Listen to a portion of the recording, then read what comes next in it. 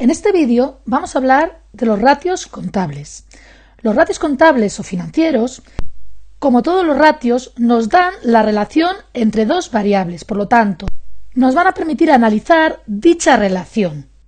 En este caso, al hablar de ratios contables, lo que relacionamos son masas o submasas patrimoniales. Además de analizar esta relación, nos va a permitir hacer comparaciones. Comparaciones del mismo tipo de ratio entre empresas o comparaciones del mismo tipo de ratios en distinto periodo de tiempo. Y así poder tomar decisiones y sacar conclusiones.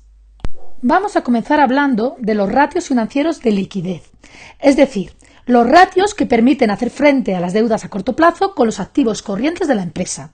Y comenzaremos hablando del ratio de disponibilidad, que se calcula como el disponible o el efectivo de la empresa, es decir, el dinero que hay en la caja o en el banco de la empresa y que está en billetes y monedas, entre el pasivo corriente. Este ratio nos va a medir qué parte de las deudas a corto plazo se podrían pagar hoy, si no vendiéramos nada y si no recuperáramos ningún dinero de los que nos deben nuestros clientes y nuestros deudores, es decir, de los derechos de cobro. Por lo tanto, con el dinero que tenemos en billetes y monedas hoy, ¿qué parte del pasivo corriente podríamos recuperar? Cuanto más próximo a cero esté este ratio, más riesgo de suspensión de pagos hay, porque tenemos menos dinero en efectivo y las deudas pueden cumplir. Si es muy alto, sin embargo, tenemos riesgo de tener activos improductivos, ya que el dinero en la empresa y el dinero que tenemos en las cuentas corrientes no dan nada de rentabilidad. ¿Existe algún valor recomendado para este tipo de ratio? En principio se suele situar entre 0,3 y 0,4, pero va a depender de cada empresa, por lo que es una recomendación y no algo que toda empresa debería de cumplir.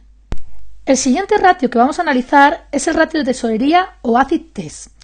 Se calcula como el activo corriente menos las existencias entre el pasivo corriente.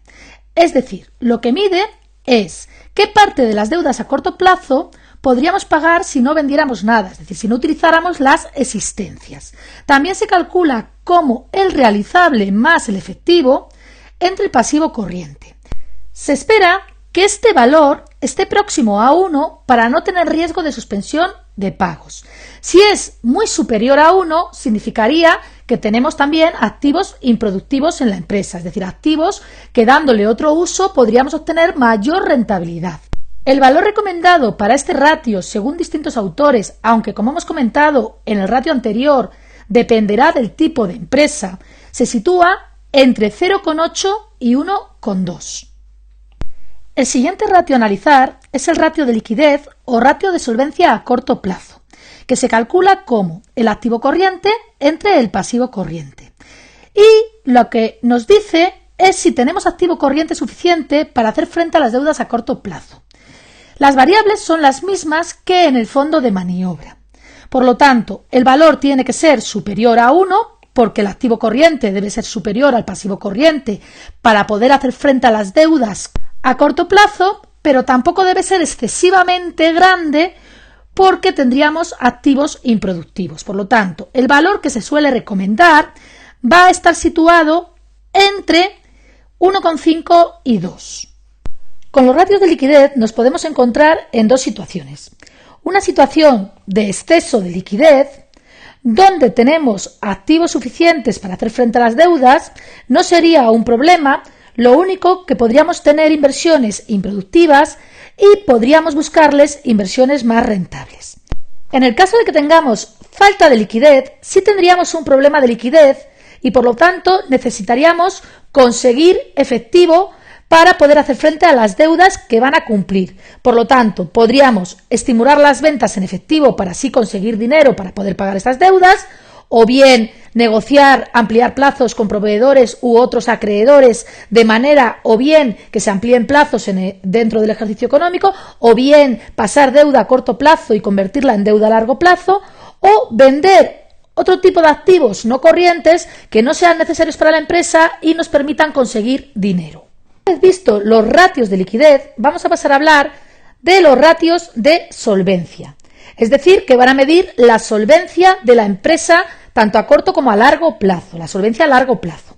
En primer lugar, nos encontramos el ratio de garantía, que se calcula como el activo entre el pasivo. También se le conoce como ratio de solvencia. Lo que mide este ratio es si tenemos activo suficiente para hacer frente a las deudas. Por lo tanto, si este ratio es inferior a la unidad, la empresa estaría en una situación de quiebra. Lo ideal o lo que se recomienda es que este valor se sitúe entre 1,5 y 2. Este ratio es la inversa del ratio de garantía, que se conoce como ratio de endeudamiento, y se calcula, pues como es la inversa, como el pasivo entre el activo.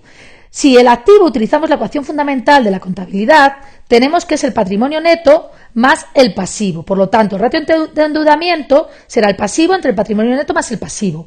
Y lo que significa es qué porcentaje de los recursos son deudas. El valor que se recomienda es que esté situado entre un 0,4 y un 0,6, es decir, que entre el 40% y el 60% de los recursos sean deudas. Pero como hemos comentado anteriormente, todo depende del tipo de empresa.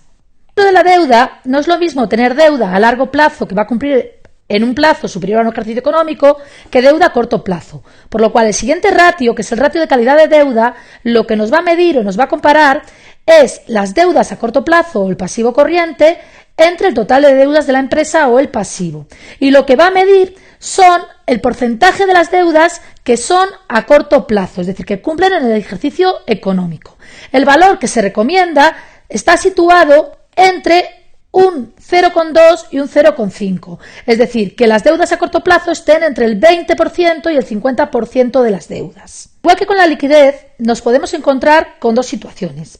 La primera, ¿qué hacer si hay un exceso de solvencia? Bueno, pues este en principio no sería un problema, lo que pasa es que tendríamos demasiado activo en relación a las deudas, es decir, la empresa estaría muy poco endeudada, con lo cual se le podría recomendar aprovechar ese bajo endeudamiento para realizar nuevas inversiones que puedan ser rentables, como por ejemplo, pues afrontar la compra de una maquinaria más productiva o crecer. Sin embargo, si hay un problema de solvencia o hay falta de solvencia, es decir, la empresa no tiene activos suficientes para hacer frente a las deudas, la empresa podría tomar las siguientes medidas correctoras. Por ejemplo, pues una ampliación de capital, es decir, solicitar a los socios que aporten más dinero. O, por ejemplo, vender elementos de inmovilizado y así conseguir pagar algunas deudas. O convertir a los acreedores, es decir, a aquellos a los que se les debe dinero, convertirles en socios, pues convirtiendo deuda en acciones. O bien renegociar la deuda, bien renegociando plazos o renegociando cuotas o renegociando una quita de deuda o convertir parte de la deuda en acciones. O por último, si no queda más remedio, pedir el concurso de acreedores y liquidar la empresa y cerrar. Para concluir, vamos a hacerlo con una tabla resumen de los distintos ratios contables o financieros. Tenemos por un lado los ratios de liquidez, que es el ratio disponible, el ratio de tesorería, el ratio de liquidez. Aquí tenemos la fórmula de cálculo y los valores recomendados. Y por otro lado tenemos los ratios de solvencia, que son el ratio de garantía, de endeudamiento y de calidad de la deuda, su fórmula y los valores recomendados.